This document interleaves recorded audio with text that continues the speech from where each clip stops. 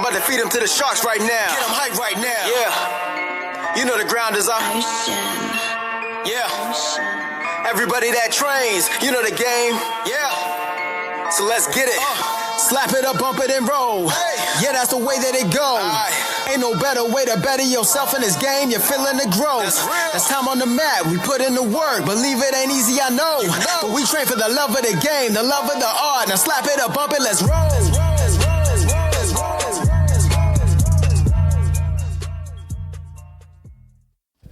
Welcome to episode 48 of the BJJ Campaign podcast. My name is Jeff Boone.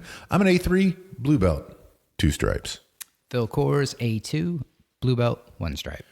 Rob Austin, A4, brown belt, no stripes. And Rob is co-streaming with us today. He's got the Big Jiu Jitsu podcast. Rob, thanks for being with us today. I appreciate it. Thank you guys for having me on. And where are we today, Rob? We are currently in the radio room of Camp Laurel, I think it is, the Origin Immersion Camp, day 2? Day 2? Day 1 was a blur. Yeah, day 1 was a blur. Yeah, we're at day 2. Day 2. Day 1 goes by so fast. It really does. Day 2 is just getting started. Maybe our favorite place on earth. It's the best week of the year. Hey man, I'm hooked with it, man. You get it. How many times have you been here now? This is actually... Let's not worry about that right now. It's actually my second time here. So like last year was my first year, but I've known a lot of the guys that are here for a long while because I finally bit the bullet. Came to last year's camp. I was supposed to go the year before, but I was in Germany with the military. I was in the army, and when there was supposed to be a camp, I was in Africa for doing some work there. And I was like, well, not this year. And then James Hoffman, the guy who owns Trap and Roll Soap Company, for a full year pretty much said, "You're worthless. I hate you. You're scared of camp." And I kept saying like, "Hey, it's not my fault, dude." But then I got through it and flew over last year from Germany and got the camp in, and I'm hooked. And you're back from Germany now, right? You're living in Fayetteville? Yeah, I'm living in Fayetteville, man. Boy, back to the USA. I miss Germany, but it's home. I'm originally from Fuquay. And it's actually kind of nice to be able to talk about this on the podcast because, we're both like North Carolina based podcasts. So I can say Fuquay and not like Raleigh area. It's like south of Raleigh, like 30 minutes. Yeah. Shell Shock BJJ. That's what I associate with Fuquay Arena. Exactly. So yeah, I grew up near Wake Tech, or not grew up. I spent some time in Apex. I'm originally born in Apex, but I call Fuquay my home because that's where I grew up the most in there. So. And you originally started training way back when with Team Rock in Fayetteville, correct? It was actually Anger. Team Rock did have a school in Fayetteville. I trained under Brian Mingy and Neil Weaver at the original TFTC location in Anger, which is one city over from Fuquay. And that was back in 2004, 2005. Wow. Well, long time. Yeah. Seen a lot of changes in jiu-jitsu. Let's talk about that. All right. Well, like, I got to give the warning. I did take a break between like 2006 up till like about 2009, 2010. Yeah, no. So, I mean, but there's big differences in what jiu-jitsu looks like today and what it looked like in 2004, 2005. There really, a ton of it. Like let's talk about that because I'm always very interested in that game because even just being in it for 2.5 years, I see stuff come around now that 2.5 years ago was like, oh, that's bullshit. Yeah. We're not doing that. And it's coming around again. It's like, oh, this is really cyclical. So what's some of the differences you've experienced? Say way back when, maybe one of the things that is now becoming popular today is that arm over the arm and gripping the lapel. That they call it an old school grip, but it's kind of coming back in competition today. Whereas you didn't see that for the last couple of years. Yeah. The thing that I always talk about is like the basics will always be there. The basics always will show up and they work. Hodger Gracie's proved that. There's so many guys who do come back and they show the basics are what work throughout time. When I started, my coach Brian, he did show some leg locks, so straight ankle lock, a knee bar. I was brand new, no gi, white belt. I had to borrow a gi to do a tournament because I'd never worn a gi before for the tournament. That's hilarious. Yeah, it was a Pendergrass tournament. It was in Raleigh. I remember it, and the special guest that year was Matt Serra, and this is right after he'd finished filming The Ultimate Fighter season 4. And Wait, did he beat St. Pierre at that time, or was that before? That was legitimately right before he fought him. No kidding. Yeah. So he we did come in with the. I asked him. I was like, "Hey, is Mark Lehman that big of a jerk in real life?" Or wait, how bad of language can I use on the podcast? Yeah. Every language. Everything. I was like, hey, is he as big of an asshole in real life as he is like on TV? And he's like, oh yeah, that dude's a fucking douchebag. Like, he was very animated about it. So yeah, that was right before the St. Pierre fight, and the surprise knockout that he got for that. So that was the big thing. You know, Matt Serra was there, and I'd never done like a gi tournament, so my coach Brian let me borrow his gi. And yeah, go ahead. It went well. I got second. I was excited about it. So, and I actually, believe it or not, won my first match with a straight ankle lock. And was that legal in white belts? Yes, then? absolutely. Okay, because it's not legal in white belt today. It is. Certain tournaments, yeah. What is? Yeah. Oh, I thought Straight ankle locks. Yeah. So, but the thing is too, you couldn't do any reaping of the leg, either inside or outside. Sure. So you pretty much, I had foot on the hip, foot on the inside of the thigh, and I did my straight ankle lock. Yeah. So because I remember that, like looking over at Brian, I'm like, this is good. Is it, okay if I do this? Because I was just dumb white belt at that time. No stripe white belt, just. And then no stripe, no gi white belt. No stripe, no gi white belt. And then, I will admit that like the finals, I tapped to a smother because first tournament, folks. You heard man, it's real deal. It's not as graceful, I guess, as everybody thinks it is. Everybody like gets the cool podium pictures, and I remember driving home. I was like, I tapped out to a fucking dude laying his chest in my face. Was it like that Will Smith? Did he have a bare chest so that you were getting his full manliness? There was no rash guard under the gi at this time. That wasn't no rash guards in 2004. No, it was kind of interesting, like how you train. So I had basketball shorts. I'd wear like undershirts and stuff. Like there wasn't much like for rash guards, or you had sprawl shorts, you had tap out. And if you're adventurous, and I'm going to call him out, Trevor Burns. Oh, I started training with Trevor Burns. No kidding, yeah. World Masters champ. Yeah, he both just absolute won. And his weight class. He's a monster, man. He is a monster.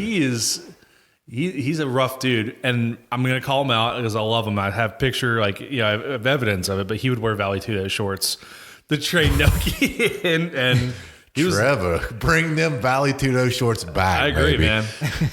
I agree, dude. He looks, I thought you were going to say something like Bad Boy. Well, I don't know if they were Bad Boy or not, but I was like, Trevor, you don't look half bad in those, man. Like, so legit. It was pretty awesome. But yeah, that was it, man. I was also kind of a broke college student, so I couldn't afford the gi. So Brian really helped me out with that one.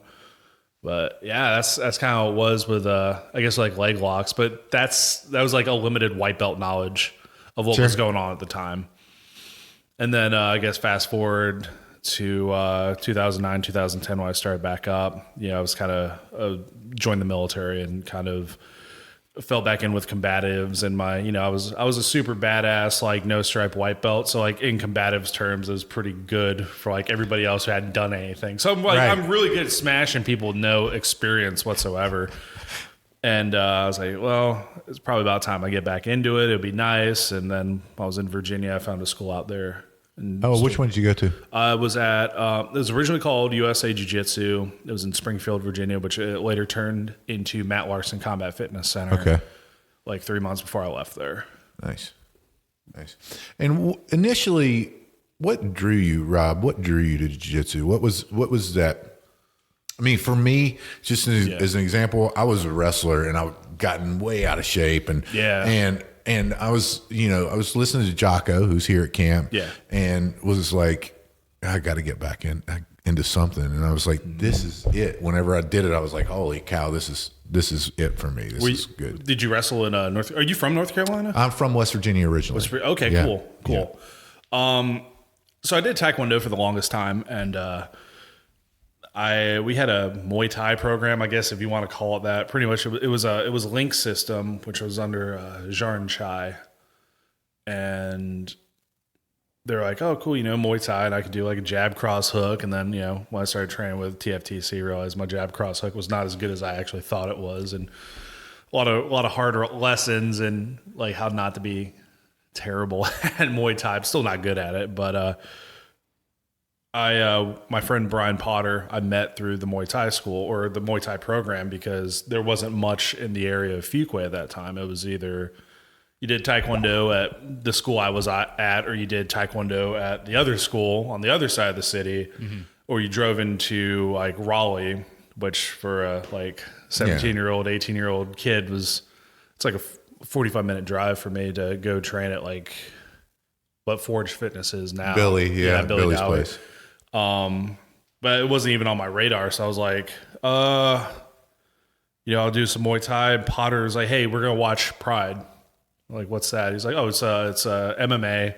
People can stomp each other on the head, stuff like that. So then when I saw like, the Gracies and Sakuraba, and they're doing all sorts of like, submissions and just beating the tar out of each other. It's like, that's cool. I wish I knew where I can learn that. Yeah. And believe it or not, Brian Mingy actually came to one of the classes and like choked me out. I'm like, okay, you're opening a school, I'll be there. So kind of not really completely departed my Taekwondo roots, but definitely skewed more towards Brazilian Jiu-Jitsu from that.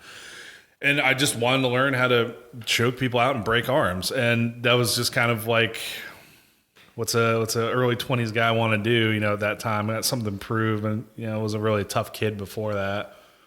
Now I can do it, man. It's martial arts. It's cool. You see the guys and you're like, oh man, look at that dude. He's like, you look up to Hoist Gracie and stuff. Like this guy's just beating the snot out of people doing just jiu-jitsu. And I'm like, I want to do something like that. I want to be able to like be seen as like, hey, that guy can handle himself. But then it just turned into me loving it.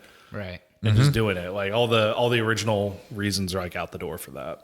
Isn't that funny how that always changes? I mean, it changes for me from year to year because I wanted to do it to get in shape. Yeah. Right. Yeah. That's all I really wanted to do it for. And then I just fell in love with the art itself and started competing and doing other stuff. Oh yeah. Why don't you talk a little, Phil? I mean, we're over here. You're still over there dicking around. Come on. True. Beating on the table. But, It does. It changes, and jiu-jitsu changes with you. And what I love seeing is every year we come back here, and Alexi's first seminar last night. Like I don't know if it's every year, but last year and this year, it was on breaking guard. Yeah, I love that, man. It still fascinates me that the fundamental concepts are the concepts that you have to perfect over a lifetime. Yeah, and the breakout session after that, at least for the brown belts and the black belts, we just expanded upon that. Like, okay, so what comes next? What are we going to do from there? So now it gives us options, right? And that's something that I feel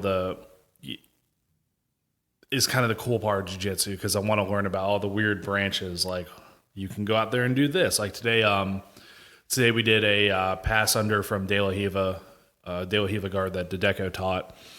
And then Alexi came up to me and Roger, and he grabbed my sleeve. He said, let me show you something. And he dug his hand into my forearm, and it was painful. It hurts. He did that to us yesterday. I've never seen that. And that's crazy because now it's like, because usually he was like, you do that to break grips. It makes breaking grips easier. Because I was always like, somebody grabs your collar, you put both hands on top of it, and you push down, you stand straight up. So you're not like, giving them like a give when you're trying to pull the hand off. So it's a game changer. Now I don't have to use two hands. You got one hand if you just reach it up a bit and you pressure into the forearm and it goes down. With like this grip. Yeah, exactly that James one. James did that to me yesterday, and I told him, I was like, James Klingerman, I was like, it felt different when he did it, so I think you might be doing something wrong. So. Like, yeah, he's good at jiu-jitsu, and I'm not. Yeah. So for you guys, so the thing is too, since we're co-streaming it, I can't be the one answering all the questions. So I want to know, like, when you guys both train at the same school, right? Yes, we do under John Plyler and Fight to Win Denver. That's what I was going to ask. Where you guys train at? Mm-hmm. So when do you guys? Because I know we had talked a little bit about it on when you hit me up. You're like, you're back in North Carolina. I was like, yeah, I'm back in North Carolina. And you said like a lot of people helped you or inspired you to start this podcast. And I find it interesting because I was a blue belt as well when I started my podcast. Were you really? Yeah. So It was me and Sean Kyle. Sean was a white belt. I was a blue belt. And we kind of joked. I was like, who the fuck wants to hear the opinions of a jiu-jitsu guy, a blue belt guy and a white belt guy? He's like, who cares? We're going to talk about Steven Seagal in one of the episodes. And that's what we try to do. What drew you guys to starting your own podcast and kind of wanting to be a voice in the, not just the, I guess, worldwide Brazilian jiu-jitsu community, but like even North Carolina? Yeah. We hung out a lot and all we did was talk about jiu-jitsu.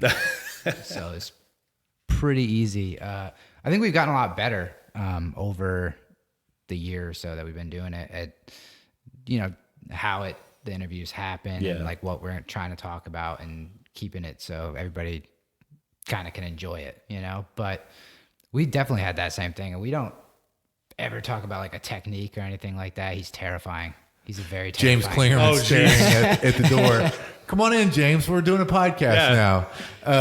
We were just talking about him, folks. This was James Klingerman, who we were just talking about with his magical grips and digging into the arm. He's popped in for a little bit. Come on around, James. Get on the mic. We're doing a co-stream with Rob Austin here on Big Jiu Jitsu and, of course, the BJJ Campaign podcast. James, sit in Phil's seat because he doesn't talk that much anyway. This is pretty awesome, man. Like, this is like the most impromptu guest ever. I like it. So. Hi, guys. Indiana Brazilian Jiu-Jitsu. Come a little closer to the mic. There you go. Good. That's attaboy. I don't want to sound like Phil. Right? I know he does really talk quietly. We're on our way to the pro shop, so yes, going to buy some more gear. Probably. Yeah, that's what happens here. Yeah. James Klingerman, professor at Indiana Brazilian Jiu-Jitsu. He just got back from Worlds, coaching his team there and competing. Yes. Right? And a veteran of this. Last year, he was one of the instructors here at the Origin Immersion Jiu-Jitsu Camp. We learned a lot from him. Loop chokes. We learned all kinds of other stuff. And he and his wife AJ are who we made adopt Phil and I for to be our jiu-jitsu parents. So that's that. Even though I'm older than both of them, I don't think we're old enough. it's just they're better at jiu-jitsu than both counting, of us. So James, what brought you back this year? What? Oh, geez. Yeah. See, I need like an email so I can prep these answers. This is all. No, off man, the cuff. I had a great time last year. Yeah, it's fun. It's awesome. It's a little getaway, and it's cool because you can train jiu-jitsu with some amazing people. 3, 4, 5 times a day, or you can just chill and go canoeing. One of my guys got up at like 5 this morning and went out on the lake. And that's crazy because it was really freaking cold this morning. Right. He was bored. So, but yeah, man, it's awesome. I enjoy the walk to and from. Like, it's just out kind of being in nature, walking around, and getting to meet everybody, and it's a good time. It's fun. It's beautiful here. Oh yeah, and I'm going to put you on the spot right now. Okay. And I'm going to say, what either technique or techniques or concepts are you looking at while you're here? And possibly this may mean that it's a specific teacher that you want to learn these things from, but whenever you train with purpose or come to a camp like this, because, Phil and I on the last episode, we kind of identified our goals for what the camp is. Because if you don't train with purpose, then you're kind of wasting a little bit of the training, right? Absolutely. Is there anything that comes to mind for you? I mean, high level black belt, third degree black belt, that you wanted to explore when you're here? I'm not saying learn, but explore more. Yeah, nothing specific, right? But so perfect example. Today's session, Dedeco showed some lapel guard stuff, right? And it works right along with my leche guard. Okay, so a different scenario, but similar gi tie-ups. And he hit this little back take from the guys doing a back step. And so he showed 3 moves. One was the back take, but he kind of glossed over it. He's like, oh, you can also do this. And I was like, well, crap, I already do those other 2 moves. So after the session, because then Lexe taught, Hafa taught. So we got a lot of info. But I went back to Dedeco and I was like, hey, will you please redo that back take for me? Let me video that. Because I was like, I was using that from Coyote Guard. And he's like, I don't know what Coyote Guard is. I was like, well, it's Lucas Leche guard, but he's like, okay. I was like, he calls it coyote guard. Right. But, so, anytime I'm training anywhere, and not necessarily just this camp, but I look for something that mimics or is kind of in the same realm as something that I'm already good at, already playing, that I can just expand on it. And he was like, oh yeah, the grip, because we did a high grip and we did a low grip. Well, the back take was a mid grip. And so during the training session, we actually didn't discuss the mid grip at all. Like I said, he glossed over it, but I was like, that's what I was interested in, is that extra little bit there. And so I pulled him to the side, I videoed it, I made him do it on me, and I'm like, cool. Now I have an amazing back take that fits with a game that I'm already fairly decent at. But it just, one little move like that can make a huge difference and make the whole trip worth it to me. Right? Isn't that awesome? And you got that all on your second day. Yeah, yeah. That's awesome. Who knows what else is going to happen Right. while we're out here. Sure, there's some surprises. I think I know who the special guest is. I think so too. So who do you think it is? Because Are we supposed to say? I don't know. This will come out later. So this is we don't know. on the Big Jiu Jitsu Show. It's dropping today, so P will probably come stab me in the face. Yeah. let's just say this. I'll give the hint of who I think it is. It's one of the professors here.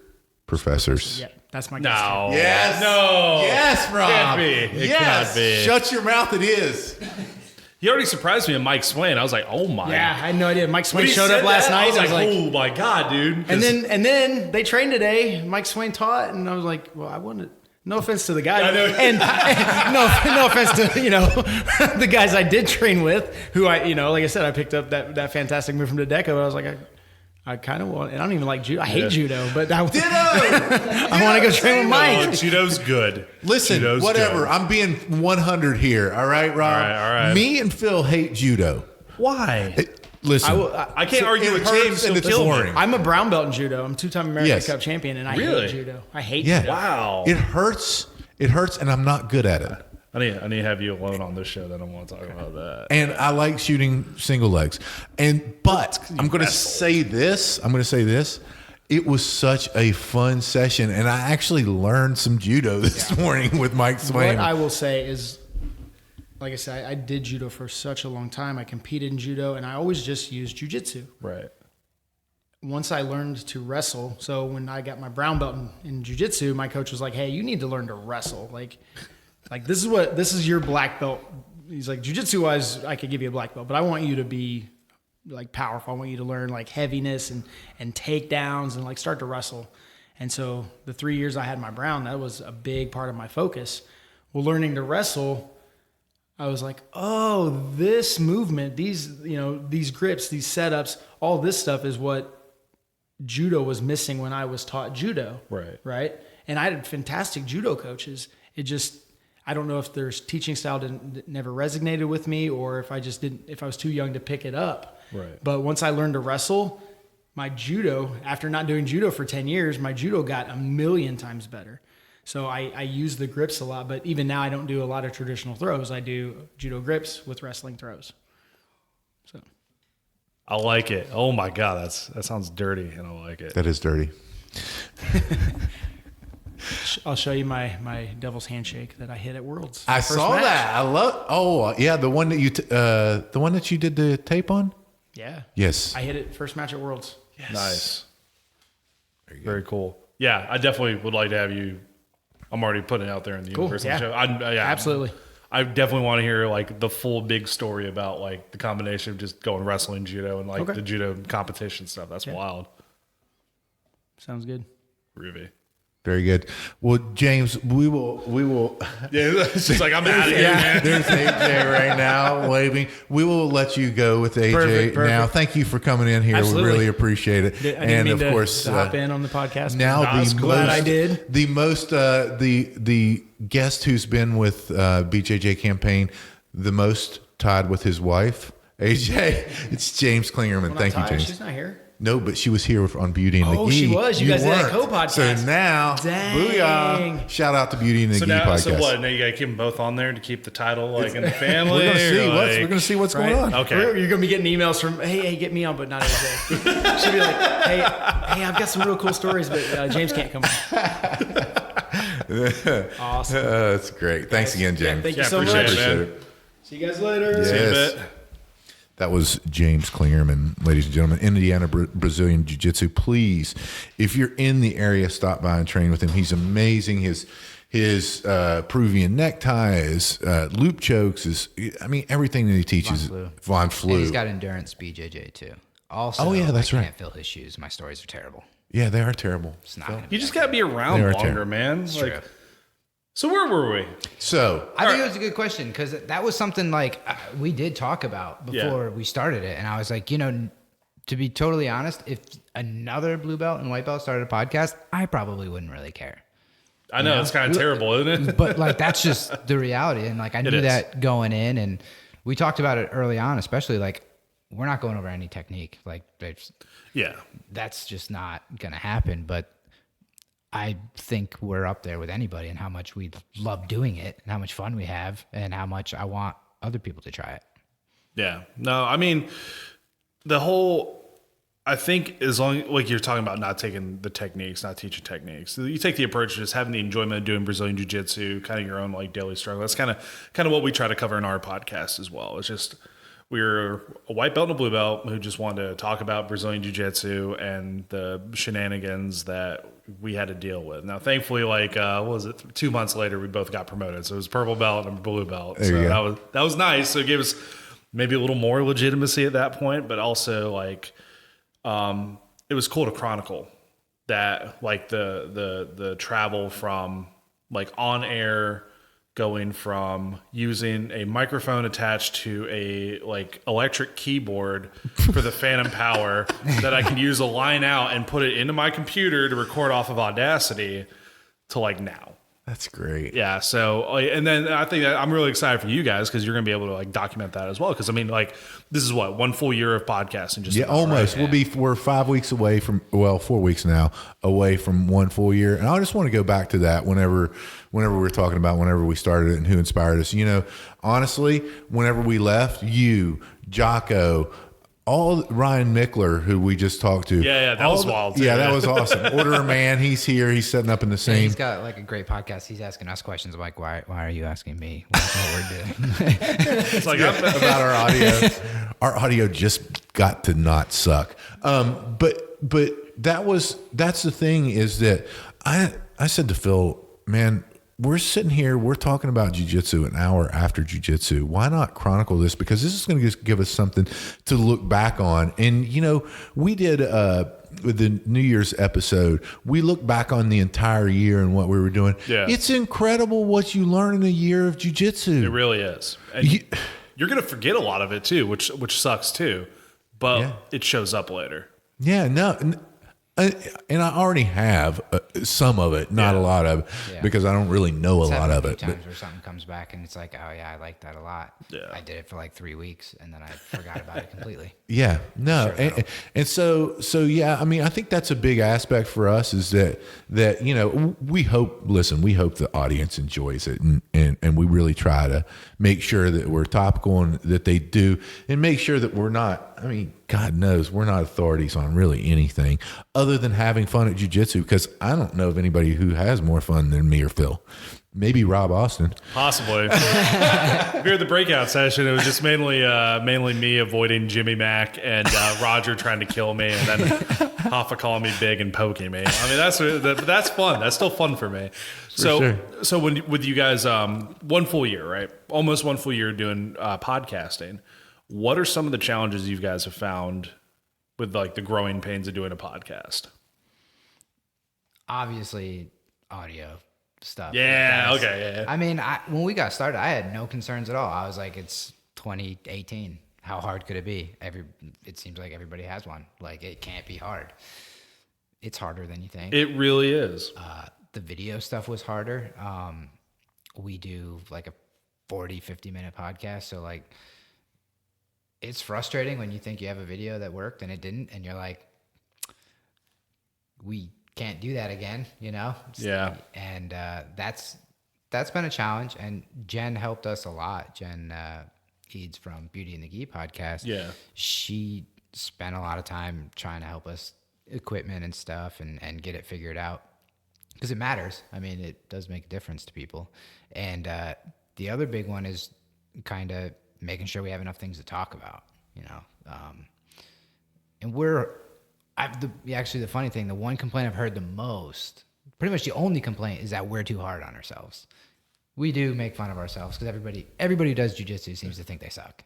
Yeah. So dude, BJJ is full of self-depreciating humor. Right. It really is. Like you talk to people, you're like, oh, how long you been rolling? I'm all right, man. It's kind of, I've been doing it for like 7 years, but kind of sucks still. Like it's no matter what. Like, but I guess it's maybe because of the ego thing. Because people are like, yeah, I'm a brown belt. I'm way better than both of you. Or like, I'm pretty fucking good. Like he is way better. No. But you get what I'm saying. I'd never say that. I know. Yeah. But I would say, like, I always tell my guys, like, I'm not better than you. I just have more years on the mat. That's all it is. Same like move set. Just I've done them a few more times. And it's what keeps me coming back, because I'm like, you know what? I look at all these people who are doing it and I hear it all the time. I'm like, my first year doing it, I was like, they're full of shit. They've got some sort of special thing. And then I'm like, I see it and I'm getting better and I can see me getting better. And then whenever new people walk in, it's like, oh man, I don't suck as bad as the new people. Exactly. As long as there's comparison. It's like, but it's like, and then you see it, and then you experience that not sucking at certain moments in time, and you're like, this is how it's all going to be at some point in time. Yeah, I've just got to keep coming and figure it out, and that's what it inspired me by the talent code, and also by, our coaches, John Plyler, he says it, just keep coming back, and it breaks their heart. It breaks my heart whenever people leave us, I mean, granted, I don't learn their name till they got at least one stripe on their white belt, but I'm just kidding. That is a joke, ladies and gentlemen. No, I agree 100%. You're not even people to me. I'm kidding as well. We love the white belts. They keep the doors open, but it's, people don't realize that you're optimizing yourself by doing jiu-jitsu, and not just your physical self, your entire self. Absolutely. I mean, it's an exercise, and everybody, the cliche of you're going to get comfortable with being uncomfortable. And one of the things that I did when I was in Germany, one of my students, we call him Big John. He's John Mills. He's legitimately built. I always say this. He's legitimately built like if you saw the old comic with like the little guy on the big jack dude, and it's like, that's it, John, or whatever, Jeff, like, use his weight against him. And he's just standing there. Like, that is what Big John is built like. And he lives up to the name Big John. Like, my favorite Big John story is he did a tournament. Oh man, it was like a year ago. And this one guy had put John in a key lock. It was inside Big John's guard. And Big John was like, what are you doing, man? Reverse the key lock. Like, just defended it, right? With his one arm, and subbed the dude. Because the dude, like really, I don't know what he did. He snapped something, or he partially tore something in his back. But he, like, screamed in the middle of the match. And my buddy was the guy running the tournament. I looked over at him. I was like, arms up. Like, I don't know what he did. Like, and John got up. He was like, how did I do that? It just turned out he just Big John'd his way out of it and subbed the dude somehow. But like, where in God's name was I going with this? I don't even know. Big John. Big John. Big John story. Oh, Big John story. Yeah. I like Big John. Yeah, Big John's pretty good. What belt is Big John now? He's purple belt now. Nice. But it's geez, man, this is terrible. But do you keep in touch with those guys that you? Absolutely. Yeah. I mean, cool. It's Big John's going to San Antonio right now. So, but you're talking about like optimizing yourself. Oh, optimizing yourself. Yeah. Oh, that's right. God. So he's very big. He's a behavioral health specialist in the Army. Mm-hmm. And they did something with resilience, and he wanted to incorporate Brazilian Jiu-Jitsu into teaching resilience to the base. And that's really? Yeah, it was really cool. So pretty much it was teaching people, like, kind of showing, if you don't have the skill set mentally to deal with certain terrible situations, like, you know, in the military, like, oh man, I got to deploy, or hey, I got to go on TD, which is like temporary, like going somewhere away from the family, or, you know, I've got to work late and I might miss Christmas. Like, or I think my first sergeant's mad at me because I was late for PT formation, stuff like that. Right. Sure. And if you don't have the rule set or the mindset or the skill set to fix it or counter it, then you're just going to let that weight get on you. So I did like an example of being mounted and being choked. And if you don't know what's going on, you don't know how to reverse or do like the UPA drill or whatever to get out of being mounted, it's the same exact thing. You got all this weight, you got all this pressure on you, and if you stay there, it's going to be detrimental to your physical health. You know how to reverse it, you know how to deal with it, now you're okay. Just like the mental aspect of it. If you have like this weight bearing down upon you and you don't have the skill set or the know-how, then it's going to be detrimental to your mental health, which will also in turn be detrimental to your physical health. 100%. And, you know, I think that you bring up a good point there. And that is that I've always been someone who's always taken the direct approach. Yeah. What jiu-jitsu has taught me in life and in jiu-jitsu is that indirect approach is sometimes the best approach. And if you know that, just knowing it is such a powerful tool that you don't have to meet head on with everything. Yeah. And you know, things that exposed me to that, you know, both with the teachings of Jocko and his books and just doing jiu-jitsu, I think it's just such a valuable life lesson. And again, I don't know of anybody who's listening to these two podcasts that doesn't do jiu-jitsu, but if you are and you're not my mother, then go out and do jiu-jitsu. You're weird. Andrew Smith said it best. He's like, why are you listening? I think he said on Dirty Wipeout, he's like, why are you listening to this? Yeah. What are you doing, man? Andrew Smith, really good kind at of goes jiu-jitsu. back to also what you were saying earlier about your goals change year over year. It started to get in shape, and jiu-jitsu helped you accomplish that goal. You love doing it. It's, in my opinion, it's free exercise. Like, it gets me, like, I think every week I'm like, yeah, I just want to strength train because like that's my biggest weakness. Yeah. I think in jiu-jitsu, and I just don't do it because I don't like it, you know? So it's free exercise for me. So it helps you accomplish that one goal of getting in shape or being more confident in a self-defense situation. You know, there's 1,000 different reasons you could start, and you're going to accomplish that goal if you stick with it long enough. And then it's just going to be fun. And then it just, you know, at this point, it's a game to me. Like, I just want to get better at the game of jiu-jitsu. No, I agree. I mean, like my main goal. So like my goal was always the same thing. Goals have changed. Originally, I wanted to be this fucking hardcore badass MMA fighter, clearly on the path to the UFC, because you know I already had this really sweet background in Taekwondo, and then you know got woken up real quick to like that's not really gonna probably happen, and that's okay, because then it just changed to I just want to do jiu-jitsu, and then I'm like, oh man, I need this for self-defense, because you know, like if I can't keep some dude from just smashing my face in with a brick, then like what am I doing? And that's kind of been like the theme for the past, say 3 or 4 years. Like competition's great and everything. And, you know, there's nothing wrong with competing. I encourage competing or competition, competing. Just like, for me, the pursuit of the art, like within a group of friends, as well as being able, like having that knowledge of like, yeah, I know I could defend myself, and that it's like I have better chances by staying on top of it, making sure my guys are good. Like that's kind of what drives me now. Yeah, no, that's super interesting. And so Rob, whenever you started this blue belt, you got your purple belt, you know, shortly thereafter your podcast started. What did you feel like in your jiu-jitsu? Take me from that blue to purple to brown. You recently, what's not been that recent? It was last October. It was shortly after camp. But take me through that kind of part of the journey. Because it intrigues me. Not that I care. Honestly, I don't really care to be promoted. Quite honestly, it's more responsibility. I'm very happy where I'm at right now as a 2-stripe blue belt. The most fun and least amount of pressure I ever had in jiu-jitsu was white belt. Right. Like, honestly, yeah. Blue belt I think was actually my most stressful time in jiu-jitsu. Was it really? Yes, it was. So, I got my blue belt. I was really excited because I was like, oh my God, finally, like, you know, I've been busting my ass for a while, and I got blue belt, and then it just was like, okay, so now the white belts are going to try to kill me. I can't let any white belts get me now, or else I don't deserve this blue belt. Right. And I was just, running through white belts because I'm like, yeah, who's the man now, Mr. Blue Belt, right?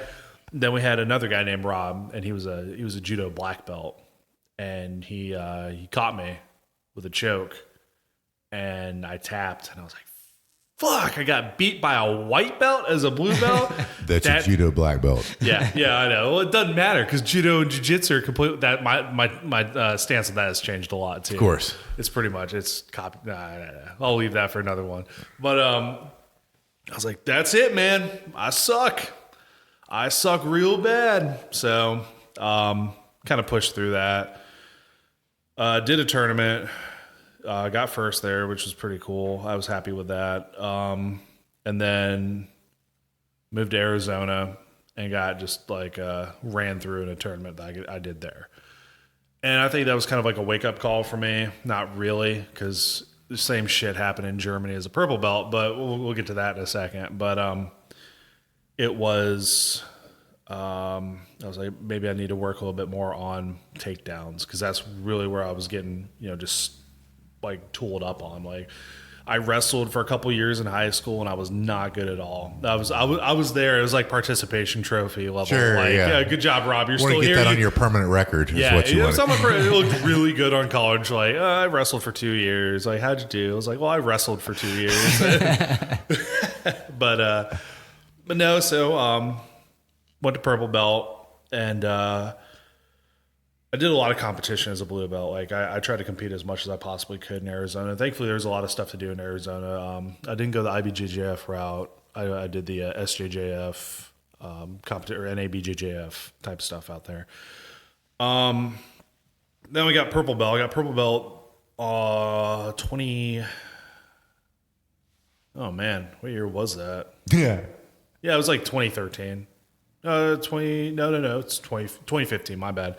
2015, got promoted purple, went to Germany. I was like, all right, cool, man. I'm a purple belt. Let's show these German guys all about jiu-jitsu, because apparently, I was told there wasn't much. That's actually the exact opposite. There's quite a bit of jiu-jitsu, good jiu-jitsu in Germany. Sure. And I got beat by a blue belt in a tournament by it was EBI rules.